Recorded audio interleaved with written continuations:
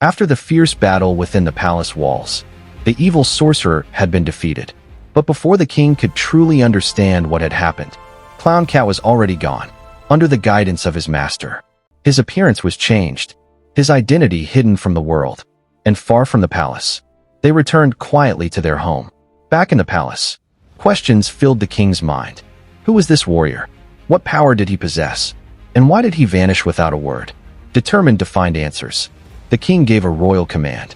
2 trusted guards were sent to journey through the woods and invite Clown Cat and his master back to the palace. But within the palace walls, not all loyalty was true. A palace maid hidden in silence heard every word of the king's plan. She learned the route, the mission, the destination, and for a handful of coins, she betrayed the kingdom, unaware of the danger ahead. The guards set out on their journey. They arrived safely at the home of Clown Cat. The king's invitation was delivered, and without hesitation, they accepted. Together, they began their journey back to the palace. But the forest was no longer the same. From the darkness, a new danger emerged. Though defeated, the sorcerer's influence still remained. It was an ambush. The guards fought with everything they had, but they were overwhelmed. Clown Cat stepped forward, ready to fight once more. But before he could strike, dark magic bound him.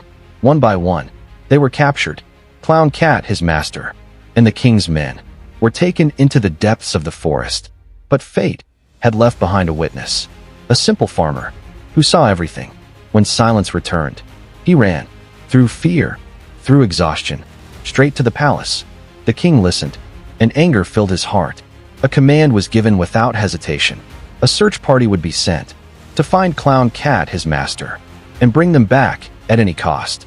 But deep within the shadows, something far more dangerous was waiting, and this time Clown Cat would not be facing it alone, but as a prisoner. Not a man, not a beast, but something born from the final breath of the fallen sorcerer. A living curse, spreading through the forest, growing stronger in silence. The ambush was no accident. Every step, every movement, was being watched, guided by a hidden force, one that refused to die, taken far beneath the forest, into ruins long forgotten by time. They were delivered to those who still believed in the sorcerer's power, not masked in secrecy, but marked by it. Warriors, their bodies etched with glowing symbols, their eyes filled with devotion and fear. They were not hiding who they were. They were followers, bound by dark magic, serving what remained of their fallen master. Their purpose was clear: to bring their master back, not in spirit, but in form, a new vessel, strong enough to contain his power. And they had found it. Clown Cat, even in chains, his power could be felt, a power they did not fully understand, a power that did not belong to darkness, but one they believed they could control.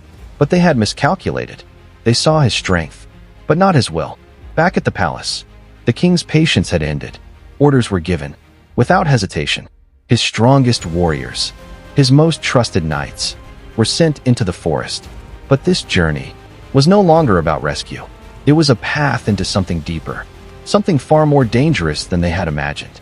Because deep below, a transformation had already begun, not just of power, but of destiny. The darkness believed it had found its vessel, but it had awakened something far greater. Clown Cat's in Tantopia.